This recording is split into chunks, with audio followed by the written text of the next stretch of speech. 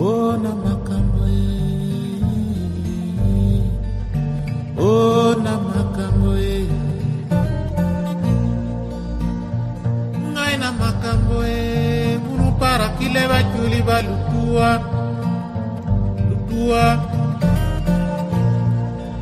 lutua unu wekluwe lutua unu wekluwe ona makambo ngai na makambo ona makambo ngai na makambo unu para kile bajuli ba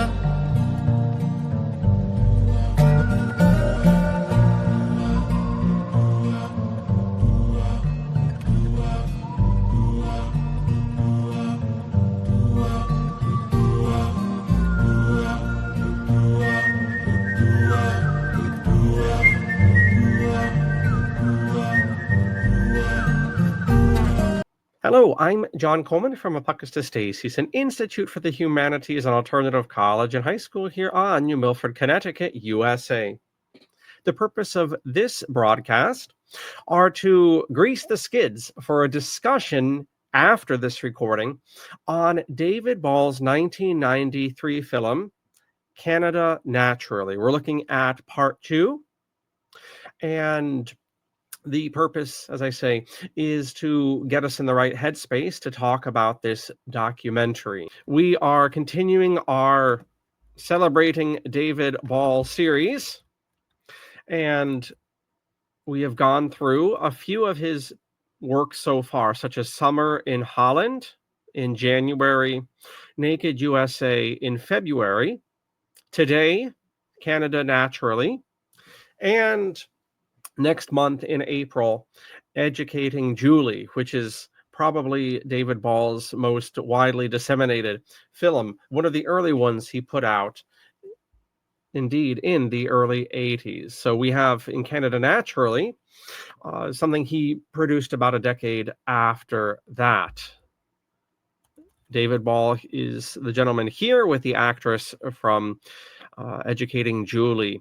And as we talked about in February, my goodness, where does the time go?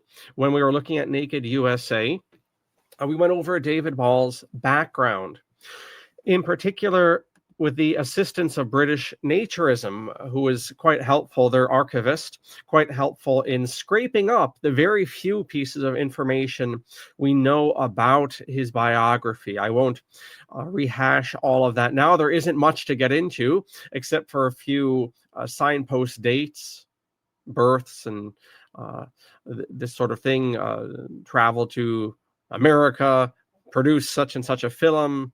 Not much about the man personally is known, but obviously all of these films, I do believe Educating Julie was his first foray into the naturist topic. All of these obviously bear witness to a great love and advocacy for naturism, which invites me to remind myself and yourself, what the hell does nudism have to do with apocastastasis? And if you'll indulge me briefly, it's always worth revisiting principles. The reality is that the educational field as we know it is not long for this world, and it shouldn't be long for this world. And we have in the decades ahead, on grade school, high school, college levels altogether, a great opportunity to really revisit what it is that formal schooling is and what schools are in society. And as I see naturism in my focus publicly with the school, this is a tool. Academics have many tools in their chest to work with. Naturism is a tool. It's a sign and a symbol, if it's done properly, I think, of a certain honesty, which our school time and that environment ought to inculcate. And I've spoken a great deal about that. And this isn't hardly the most unusual thing. I've actually written a great deal in the past few months on what I call the four insanities. That would include naturism in schools, but also in family life, and a much greater integration of the parents and teachers and students, but also beyond that topic, the greater involvement of youth when it comes to the elderly. Why in this society are the elderly sequestered away from students? And some other advocacies as well. There's no reason to not have a similar interaction when it comes to birthing and so forth. And the school, if school is to teach us about life on this earth, why are we not interacting with the actual lived reality more? So part of that's our bodies with naturism and the larger health focus beyond just the nudity aspect, but also with the those being born, the elderly, and even the dead. I speak about these four insanities, and more are welcome. And I look forward to developing this with our staff in the years ahead. But that's a brief orientation as to what LCN, our naturist group, how that fits into the school here in Connecticut. All right. So we have Candida Naturally. After these opening remarks, I'll play about 5 minutes from the film. And I've been doing that with Professor Adam Myers in some of our recordings the past couple months just to advertise for this series. And so you'll get a flavor of David Ball and this particular focus. In fact, this whole winter I've been showing snippets of this particular piece. Now, it is possible to get intoxicated on AI and the possibilities of AI. I largely think it's overplayed. Time will tell. But it does have its uses, and one of those uses is for things like film discussions. And I have a few additional points as we lubricate our discussion and get our headspace oriented. And so I thought just to read a few of these and to opine, and we can revisit these after this introductory segment is concluded.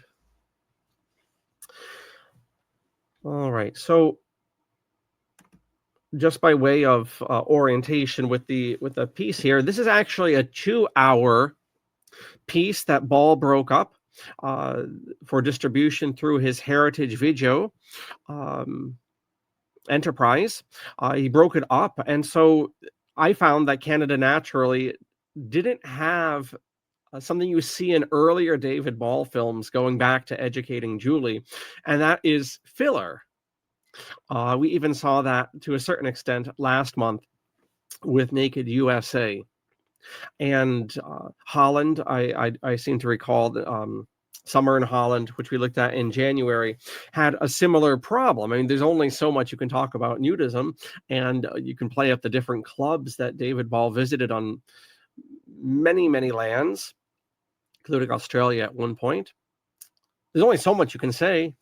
There's only so many people you can interview about the same rather stable collection of topics. And so what you see, at least when he was more of an immature documentarian, is, as I say, for lack of a better phrase, stuffing. And this could take all sorts of forms in Educating Julie. It took the route of basically turning into an advertisement for the Florida clubs in the second half of the feature. In, I think, the Holland one, it involved some rather random sequence of nude women jogging on the street and so forth, basically trying to pad out the runtime. You can bet your bottom dollar, or bet your bippy, as the British say. You can bet your bippy that these films, especially with their VHS and the production costs, were not cheap. And so you have to give the audience, you're going to be distributing this through the different clubs, principally in the different magazines, through mail order. You have to give them something. You can't just have half-hour features. So that's, I think, a reality that any filmmaker has. You have to have a certain runtime. Candida Naturally, in any instance, does not have that. I found it has some Some pacing. There are some interesting scenes in this, particularly the second edition, the second part that we are focusing on here. The wedding sequence is nothing like that in Ball's other features. Also, there's branching out into the larger community. I think in part one as well, he looks at Toronto, not from any nudist consideration, just the city, and part of that probably is at least in the neighborhood of padding. But I found it was helpful. In this one, he looks at Quebec some. I found it was helpful because it doesn't fall into the trap, which I think a lot of naturist media does, and that is simply only exclusively talking about being nude, which has all sorts of drawbacks, especially to people who are new to the practice altogether. It strikes people as strange. So I found that Ball, in looking at the different cities, in this instance in Canada, and kind of a tourist consideration, he expanded that and made these crossovers. Also, we saw a crossover here, just as we did in Naked USA, of which I think there were like 4 volumes. So he got when he got those airplane tickets, he got his money worth when he started filming. But last month we saw in Arizona and Nevada, Ball's very interesting, and I thought very enriching look at a young man in a wheelchair, and that aspect, which is often forgotten. Another critique of nudist media, I find, are too many golden bodies on golden beaches and not enough diversity when it comes to body types, including the so-called handicapped. And so the young fellow with some sort of palsy, that was an interesting expansion, just like David Ball does here with the cities on a tourist kind of angle. And then also in Canada Naturally, Volume 2, very appropriate. I understand that today is International Women's Day. Very interesting that Ball covers in this second volume a topless protest, which was happening not just in Canada in the 90s, but also here in these United States, in New York.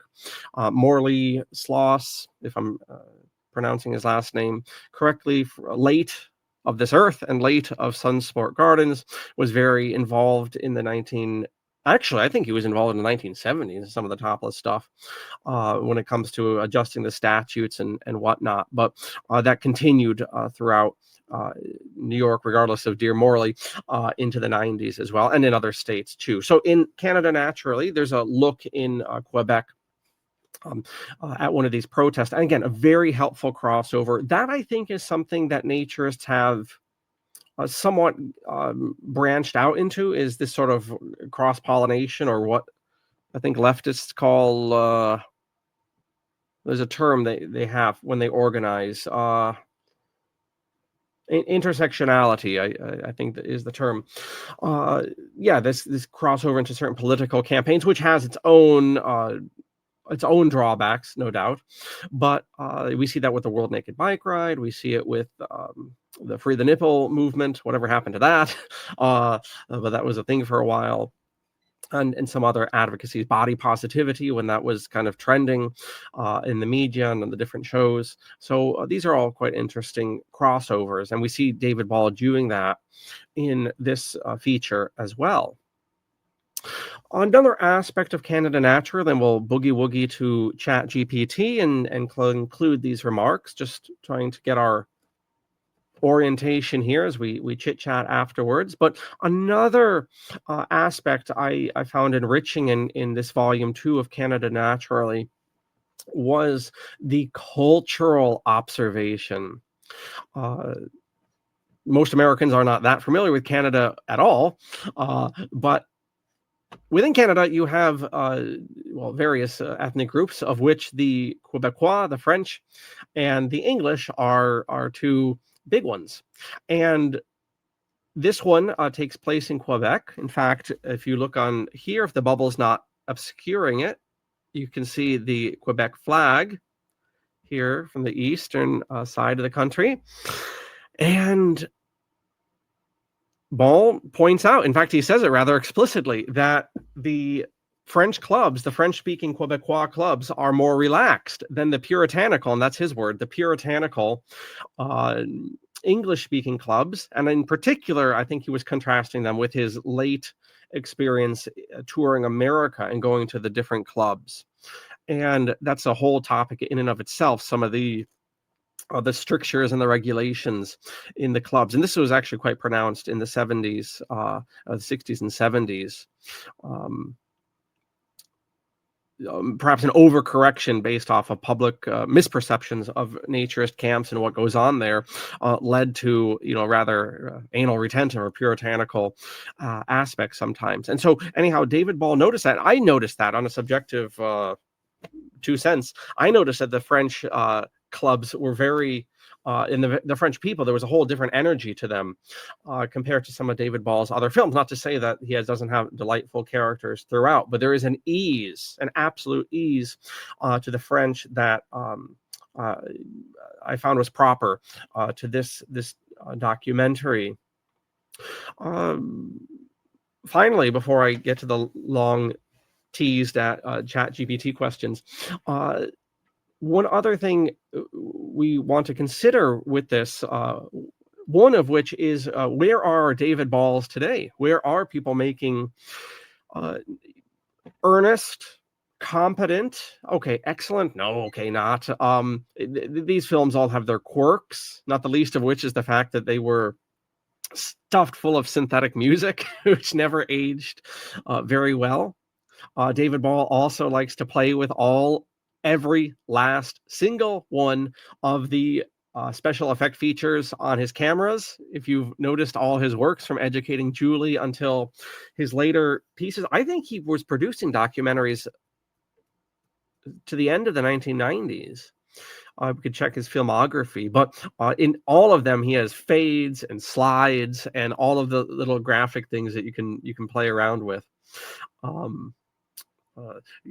Big pixelations to transition between scenes and whatnot. Okay, so it's not high-end filmmaking, but where are these people today? It was competent filmmaking.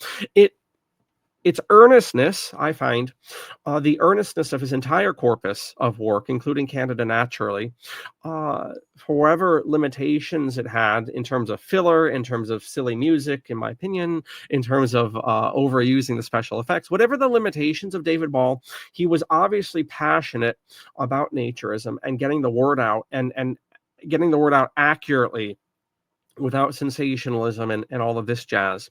And for that, his work continues.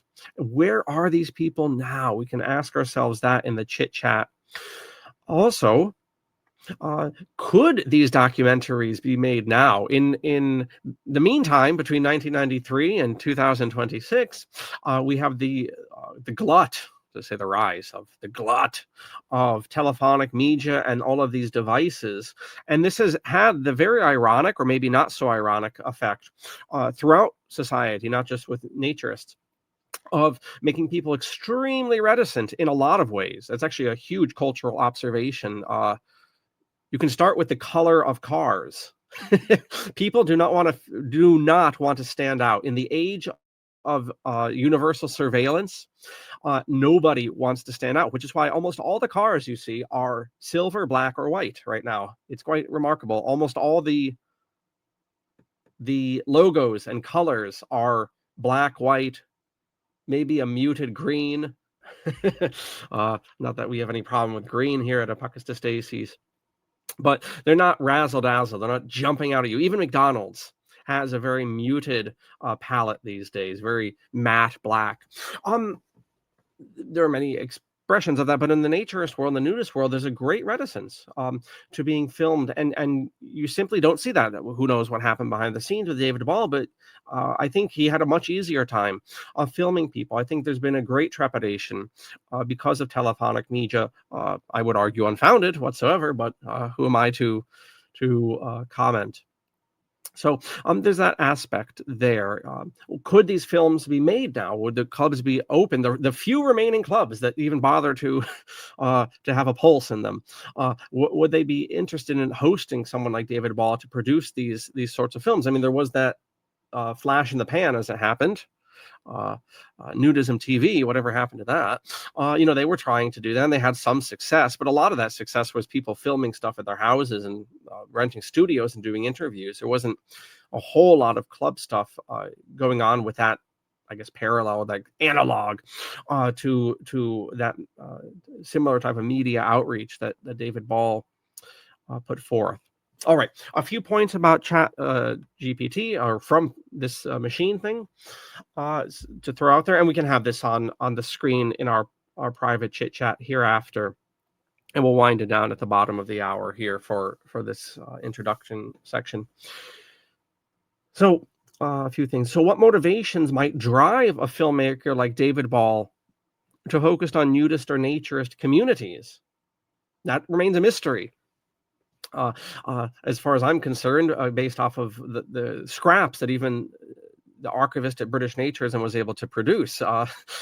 Obviously a man who is passionate about the practice of nudism, but one, I suppose, like many passionate people, who is not particularly concerned about talking of himself and his own motivations, letting the work speak for itself. How might Ball's personal views on nudism influence the way he frames his documentaries? Right? We can touch on that. Ball definitely, well, he kind of straddled the, broadly speaking, the two camps when it comes to naturism. The vacation aspect, obviously, is going to these clubs which are calibrated for that by the 1980s and 90s, largely having left, in whatever verb you want, left their original health focus from the 18th, or rather the 19th century and the early 20th century, where nudism was simply an adjunct to exercise, teetotaling, and whatnot. So you have the modern focus on recreation. After all, ANR is the American Association of Nude Recreation, and then you have the other camp, so to speak, which is the more philosophical. And Ball, he does opine, if you pay attention to his documentaries, he does opine on the more numinous or philosophical or even spiritual aspects of naturism. In what ways can a filmmaker balance advocacy with objective storytelling when documenting such a lifestyle movement? That's interesting. There's not much storytelling beyond educating Julie. I mean, there's a few vignettes, but there's not an overall type of story. Some documentaries do that. Sometimes David Ball plays with that, but not really beyond, we packed up our camper and went to this next club down the road, or we visited this top free rally in Quebec while we were there, and we interviewed these people. But there's not an overall narrative that you see in other documentaries. The representation of nudism. How do Ball's films challenge or reinforce common stereotypes? That's interesting. I didn't see him getting too much into stereotypes, except to present naturism as it is, in terms of family dynamics, in terms of recreation. Not much in the realm of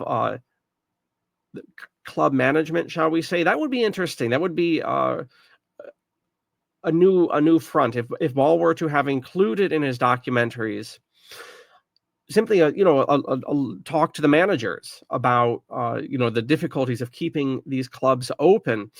Things were a little bit more, I think the sun was shining a little bit more on the camps in the 90s than they are today, for all sorts of reasons. But that aspect is something he doesn't get into too much, the business aspect of things. Certainly not in Canada, naturally. What strategies does Ball use to present nudism as a social or philosophical practice rather than something sensationalized? I think simply to let people talk and express their interest, what got them into nudism, and so forth. And then there's all sorts of these other ones we can look at after, but just by way of introduction, how might an audience from different cultural backgrounds interpret the imagery and themes differently, right? So there is kind of a monoculture, an Anglosphere.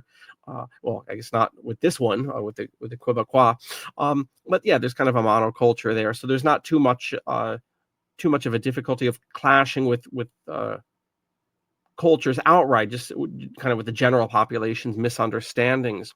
And there's really no way to get rid of bigotry or prejudice or stereotypes except simply exposure, uh, honest documentation. So I think that was Ball's contribution. He doesn't need to hit that sort of stuff head on. It kind of sorts itself out for people who are sincere in learning what nudism is. All right. One final thing about Canada Naturally, from my own point of view, that I found comes up again and again with Ball, and this is to his credit, is he doesn't just hang out in camps. He goes to a lot of non-landed clubs, as we saw last month with Naked USA, Arizona and Nevada, where he goes to non-landed clubs and their struggles with the town councils to get property and zoning and all this when they are looking and trying to get properties, or just renting places, and that whole rigmarole, as someone who's tried that and has sworn off those sorts of headaches for the moment. And then in Canada Naturally, we see this enterprise of the Grand Barn, the big Grand Barn. I'd be interested to know if that place is still around, or if any of these places are still around today. So yes, final remarks altogether is the next David Ball can do a follow-up on all of these camps. A number of those camps, I can tell you, from his overall corpus have closed down altogether.